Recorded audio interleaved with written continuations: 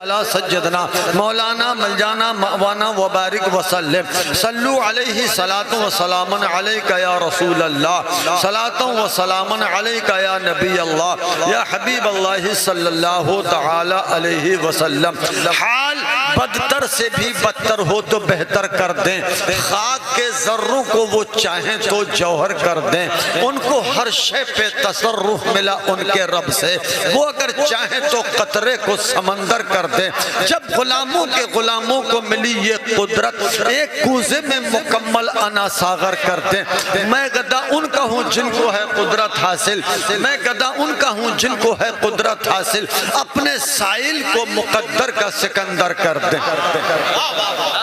دوستو اور بزرگوں، نہایت ہی عمدہ لب و لہجے میں از اول تا این وقت نعت خوانی اور تقاریر اور ساتھ میں نہایت ہی کامیاب نظامت آپ اپنے ماتھے کی نگاہوں سے دیکھ دیکھ کے چہروں کو ملاحظہ فرما رہے ہیں، اپنے علماء کا دیدار بھی کر رہے ہیں، علماء و شعراء سے نعتہائے مصطفیٰ اور تقریر پرتنویر بھی سماعت کر رہے ہیں۔ یہ عبادات نافلہ میں لکھی جانے والی محفل ہے، اور محفل میں بیٹھ کے جو کام کیا جا رہا ہے یہ کام عبادات نافلہ میں لکھا جاتا ہے، اور عبادات نافلہ سے متعلق حدیث پاک میں جو سرکار نے فرمایا ہے وہی آپ تک پہنچانے کے لیے میں آیا ہوا ہوں۔ آج جس مقدس محفل و بزم میں باریابی کا شرف حاصل ہو رہا ہے،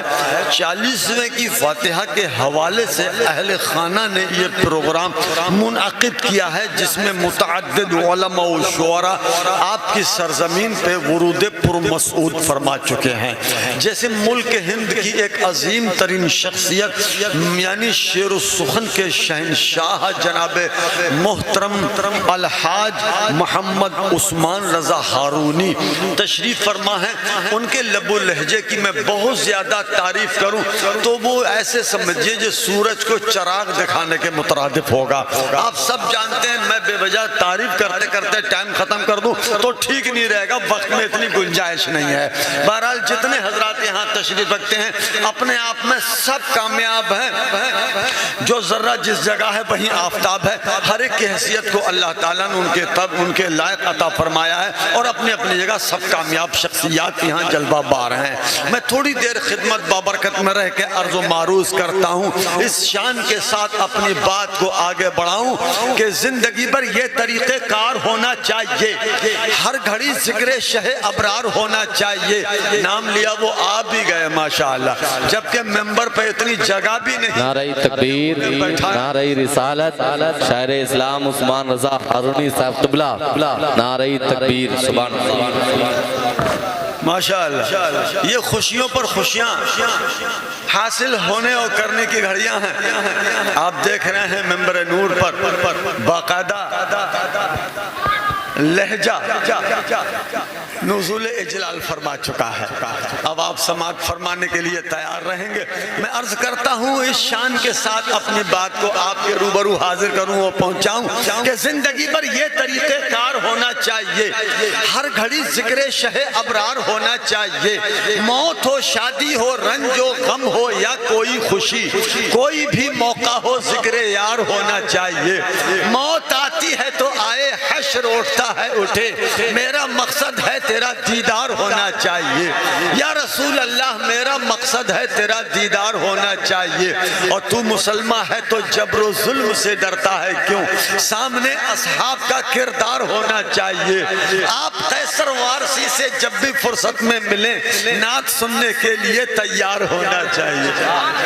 عرض خدمت ہے آقائے کونین سلطان دارین صلی اللہ تبارک و تعالی علیہ وسلم حدیث ترمذی میں ارشاد فرماتے ہیں، علامہ ترمذی امام ترمذی کا قول ہے، آپ اپنی عبادات نافلہ کے ذریعے اپنے مرحومین پر احسان و کرم کیا کریں۔ اسی موضوع پر اعلیٰ حضرت عظیم البرکت پر کنز الکرامت رفیع الدرجت امام عشق و محبت مولانا الشاہ امام محمد رضا خان فاضل بریلی علیہ رحمت و رضوان وصایا شریف نامی کتاب میں ارشاد فرماتے ہیں، حدیث پاک کی روشنی میں اے لوگو، آپ اپنی عبادات نافلہ کا ثواب اپنے مرحومین کو بخش کر ان پہ احسان کیا کرو۔ حضور اس کا طریقہ آپ فرماتے ہیں، جب عبادات نافلہ کر کے آپ فارغ ہو جائیں، جیسے آپ نے درود پاک پڑھا، کلمہ شریف کا ورد کیا، یا اوراد و وظائف کیے، یا نماز نفل پڑھی، یا آپ نے صدقات کیے، یا غرباء و مساکین کو کھانا کھلایا، یا کوئی اور اچھا عمل کیا،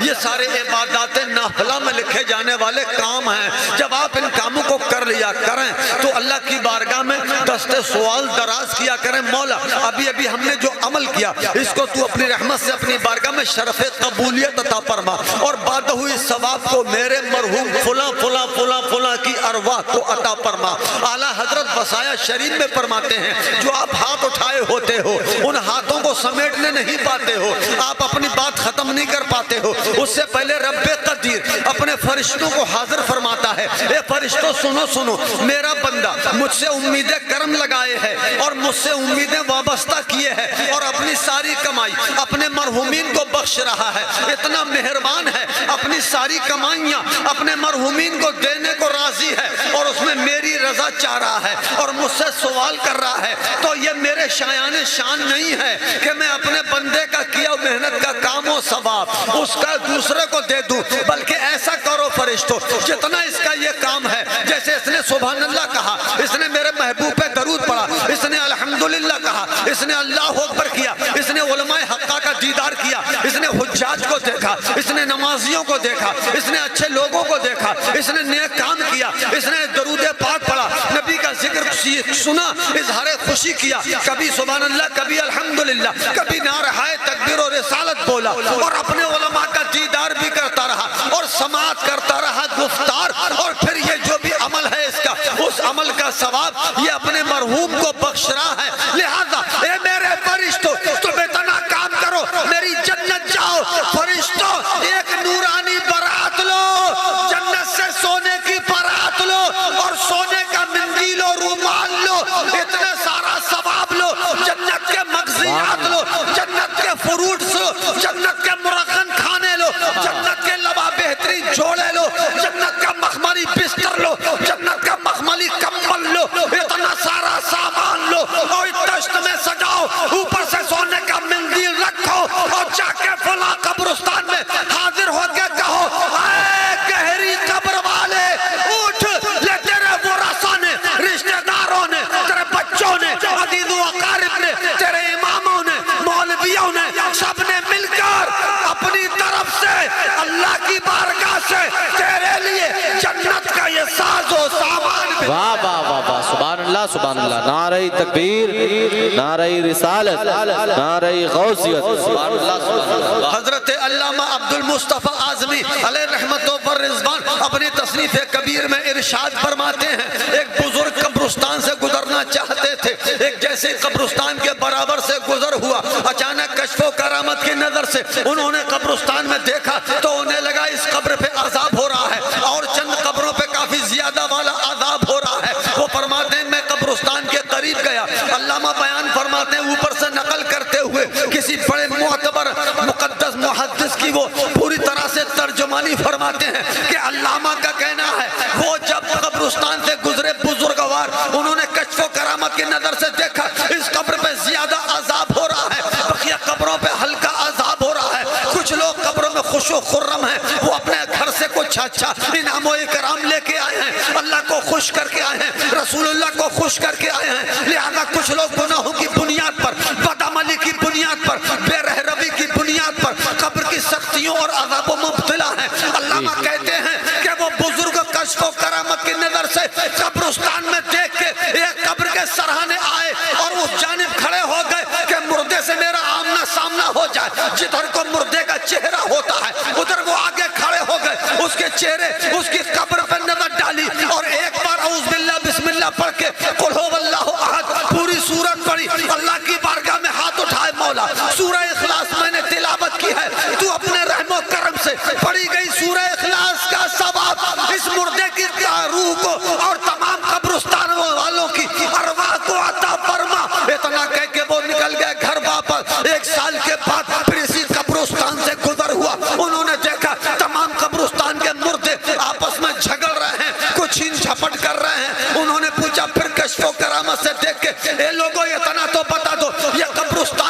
شہر خاموشہ ہے، یہاں پر کوئی کسی کا جھگڑا نہیں دیکھا گیا۔ ایک قبر میں 50 اور 70 بے اختلاف روایت مسلمان قبر قیامت میں اٹھائے جائیں گے۔ یہ کیا معاملہ ہے؟ آج سے پہلے کسی قبرستان میں جھگڑا نہ دیکھا، لڑائی نہ دیکھی، کوئی معاملہ نہ دیکھا۔ آج میں کیا دیکھ رہا ہوں کہ قبرستان کے مردے آپس میں لڑ رہے ہیں، جھگڑ رہے ہیں۔ یہ کیا ہو رہا ہے؟ حضور مت پوچھئے گا، یہ جھگڑا تو آپ ہی نے کرایا ہے۔ پاؤں تلے کی زمین سرک گئی، اللہ کی بارگاہ میں عرض کرنے لگ گئے، اے پروردگارا، او بندہ نوازا، او کریمہ کار سازا، یا ارحم الراحمین، یا ذل جلال والاکرام، یہ تو مجھے مورد الزام ٹھہرا رہا ہے۔ قبرستان والوں کو میں نے جھگڑے میں ڈال دیا، قبرستان والوں کو میں نے لڑائی میں پھنسا دیا، قبرستان والوں کو میں نے چھین چھپٹ پہ لگا دیا، میں نے انہیں اس مصیبت میں گرفتار کیا ہے۔ اے اللہ، تو میں اب تیری زمین پہ ہرگز زندہ رہنا اچھا نہیں سمجھتا، زمین کا پردہ کھول دے، میں زندہ زمین میں چلا جا رہا ہوں، چاہے جائے کہ میں گھر جاؤں، موت آئے، لوگ مجھے نہلائیں، کاندھے پہ اٹھائیں، یہ سب کچھ اب کوئی ضرورت نہیں ہے، سیدھے سیدھے زمین میں جانے کو میں تیار ہوں۔ مردوں نے ایک بیک زبان ہو کے کہا تھا، حضور ذرا وجہ تو پوچھ لی ہوتی، ایک دم اتنی جلدی کیا پڑی؟ اچھا تو پھر جلدی سے بتاؤ آخر ماجرا کیا ہے؟ تمام قبرستان والوں نے کہا تھا، حضور یاد کرو 1 سال پہلے اسی قبرستان سے آپ کا گزر ہوا، اس قبر کے سرانے کھڑے ہوئے، آپ نے قل هو اللہ شریف پڑھا اور پڑھ کے ثواب بخشا، آپ چلے گئے گھر۔ بس سرکار اس طرح سے آپ قل هو اللہ شریف پڑھ کے ایصال ثواب کر کے جو پیٹ پھیر کے چلے گئے ہیں، اللہ اتنا انعام و اکرام اور ثواب و اجر اتنا نازل فرما رہا ہے، اتنا نازل فرما رہا ہے، اتنا نازل فرما رہا ہے، ہم سب قبرستان والے مل کے اس ثواب کو بانٹ رہے ہیں، وہ ثواب بٹ نہیں پا۔ سبحان اللہ، سبحان اللہ، واہ واہ واہ، حضرت اللہ اکبر، یا غوث، سبحان آقا کریم حدیث پاک میں فرماتے ہیں، تم اپنے مردوں پہ احسان کیا کرو، مہربانی کیا کرو۔ احسان اور مہربانی کرنے کا طریقہ یہی ہے، اے لوگو جب تم کوئی نیک اچھا بھلا کام کر لیا کرو، اس سے ثواب کی امید رکھا کرو، اور پھر اس ثواب کو اپنی مرضی سے اپنے مرحومین کی طرف ارسال کر دیا کرو۔ جب ایصال ثواب آپ کرتے ہو، اللہ رب قدیر تم ان پہ مہربان ہوتے ہو جو زیر زمین ہیں، اللہ ان پہ مہربان ہوتا ہے جو اوپر زمین کے ہیں۔ حضرت قتادہ رضی اللہ تعالیٰ عنہ صحابی رسول ہیں، عرض کرتے ہیں یا رسول اللہ فدا کا امی و ابی، میرے آقا ماں باپ آپ پہ قربان ہو جائیں سرکار، ایک عرض ہے، ایک قبرستان سے میں گزر کر رہا تھا، اس قبرستان میں لوگوں کی قبروں پہ عذاب ہو رہا تھا، آقا میں قبرستان کے اندر چلا گیا، السلام علیکم یا اہل القبور پڑھا، اور میں نے ایک بار آپ کی بارگاہ میں درود بھیج دیا، میں اپنے گھر چلا گیا۔ 1 سال کے بعد اسی قبرستان سے میرا گزر ہوا، حضرت قتادہ کہتے ہیں جب میں قبرستان سے گزرا سارے مردے مجھے حشاش و بشاش نظر آئے، اور جب میں اس دن گزرا تھا تو قبرستان کے مردے مشکلات میں مبتلا تھے، طرح طرح کی پریشانیاں اٹھا رہے تھے۔ میں نے جب پوری سال کے بعد گزر ہوا تو پوچھا، اے قبرستان والو 1 سال پہلے میں تمہارے درمیان سے گزرا تھا تو تم قبروں میں بڑا پریشانی میں مبتلا نظر آ رہے تھے، اب تمہارے بیچ کون آ گیا ہے؟ کس اللہ والے نے یہاں نزول کیا ہے؟ کون عارف باللہ یہاں دفن ہو گئے ہیں؟ کون عاشق رسول اللہ تمہارے بیچ آگے مدفون ہو گئے ہیں جن کی برکت سے تم سب حشاش و بشاش نظر آ رہے ہو؟ کون سی خوبیاں تم نے کی ہیں؟ کیا قبرستانوں میں نماز پڑھی جاتی ہے؟ نہیں۔ قبرستانوں میں روزے رکھے جاتے ہیں؟ نہیں۔ قبرستانوں میں حج کیا جاتا ہے؟ نہیں۔ قبرستانوں میں صدقات کیے جاتے ہیں؟ نہ نیچے والے نہیں کرتے، وہ اوپر والوں کا کام ہے۔ دوستو تو پھر یہ کیا ہو رہا ہے کہ 1 سال پہلے تم پریشان نظر آ رہے تھے، آج بڑا خوش نظر آ رہے ہو، تمہاری خوشی کی کوئی انتہا نظر نہیں آ رہی ہے۔ تمام قبرستان والے کہتے ہیں حضور یہ اللہ کا انعام ہے، یاد کرو 1 سال پہلے آپ یہاں سے گزرے، آپ نے 1 بار درود پڑھا تھا، 1 بار درود پڑھ کے جو آپ نے ثواب بخشا تھا، اسی ثواب سے ہم لوگ اتنے مالا مال ہو گئے ہیں۔ سبحان اللہ، سبحان اللہ، واہ، ثواب اٹھا لیا گیا ہے۔ سبحان اللہ، سبحان اللہ، نعرہ تکبیر، نعرہ رسالت، نعرہ غوثیت، فیضان اولیاء کرام، نعرہ تکبیر، سبحان اللہ بھی سبحان اللہ، واہ۔ حضرت علامہ امام ترمذی فرماتے ہیں اے لوگو تمہارے بیچ اگر کوئی بیمار ہو جایا کرے تو تم اسے دیکھنے جایا کرو، تمہارے درمیان اگر کوئی بیمار پڑ جایا کرے تم خبر پاؤ تو تم اسے دیکھنے جایا جایا کرو۔ اللہ کے رسول فرماتے ہیں جب ایک مسلمان بیمار مسلمان کو دیکھنے جاتا ہے تو اللہ تعالیٰ 2 فرشتے اس کے پیچھے پیچھے لگا دیتا ہے۔ توجہ ضرورت، توجہ ہے نا؟ ملاحظہ فرما رہے ہو؟ صاف سمجھ میں آ رہا ہے؟ میں بہت جلدی اس لیے بول رہا ہوں، ٹائم کم ہے، کام زیادہ ہے، تو میں کچھ زیادہ باتیں کہہ لوں گا، جتنا زیادہ بول لوں گا سمجھنے کی آپ کی ذمہ داری، میں تو دھڑا دھڑ بولے جا رہی ہوں تاکہ آپ اپنی ذمہ داری ادا کرو، میں اپنی ذمہ داری ادا کروں۔ ادھر ادھر دماغ گیا تو بات کٹ جائے گی، مجھے بہت جلدی میں اپنی بات کرنا، چونکہ دیکھ رہے ہیں آپ شیر و ببر شیر سب موقع پہ موجود ہیں۔ خادم کو پہلے لائن پہ اس لیے لگایا، میری مجبوریاں ہیں، مجھے ابھی ظہر کے بعد پھر چھوٹے چھوٹے بچوں کی ناک صاف کرنا، انہیں پڑھانا ہے۔ آپ کی مڑیا جاگیر میں چھوٹے چھوٹے بچوں کو پڑھاتا ہوں، اس لیے میری کچھ ذمہ داریاں ہیں۔ میں ظہر کی نماز انشاءاللہ وہیں جا کے پڑھوں گا۔ ابھی حضرت مولانا صاحب فرما رہے تھے تو پھر کھانا، ارے پہلے یار اس کی کیا پرواہ کر رہے ہو، کھانا اللہ نے منہ چیرا تو کھانے کو تو دے گا ہی، کہیں نہیں کھلائیں گے، اس کی کیا ٹینشن ہے، اس فکر میں کاہے کو کمزور ہوئے جا رہے ہو۔ عرض خدمت ہے، حضرت علامہ امام ترمذی فرماتے ہیں رضی اللہ تعالیٰ عنہ، جب ایک مسلمان دوسرے مسلمان کی بیماری میں جا کے اور عیادت کو جاتا، حاضری دیتا، چلتا ہے، جیسے ہی ایک مسلمان دوسرے مسلمان کو دیکھنے جاتا ہے اللہ تعالیٰ 2 فرشتے اس کے پیچھے سے لگا دیتا ہے۔ اللہ تعالیٰ کی بارگاہ میں فرشتے کہتے ہیں مولا ہمیں تو اس کے پیچھے پیچھے بھیج رہا ہے، کیوں، کام کیا ہے؟ اللہ فرماتا دیکھو یہ بندہ جا رہا ہے بیمار کے پاس اور وہاں جا کے یہ سلام کرے گا، مریض جواب دے گا، یہ خیریت پوچھے گا، وہ کوئی جواب دے گا، بس تمہیں اتنا دیکھنا ہے، یہ جا کے وہاں جب پوچھے خیر و عافیت، اگر میرا بیمار بندہ اپنی بیماری کے باوجود میرا شکر ادا کرے، بیماری کے باوجود اگر یہ میرا بندہ شکر ادا کرے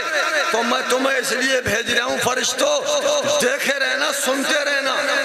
ایک لمحہ کے لیے پیچھے نہیں ہٹنا فرشتوں، تمہیں اس کے ساتھ ہی جانا۔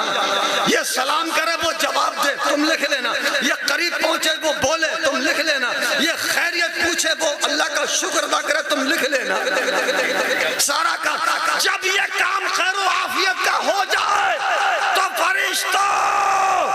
جب وہ وہاں سے خیر و عافیت کر کے فارغ ہو جائے تو بیمار کے نام میں ترنت 400 سال کی عبادت کا ثواب لکھ دینا۔ سبحان اللہ، سبحان اللہ، 400 سال کی عبادت کا ثواب اس بیمار مریض کے نام میں لکھ دینا، اس لیے بھیج رہا ہوں تمہیں۔ سبحان اللہ، سبحان اللہ، واہ واہ واہ۔ اور خالی لکھ نہیں دینا، نقد پیمنٹ،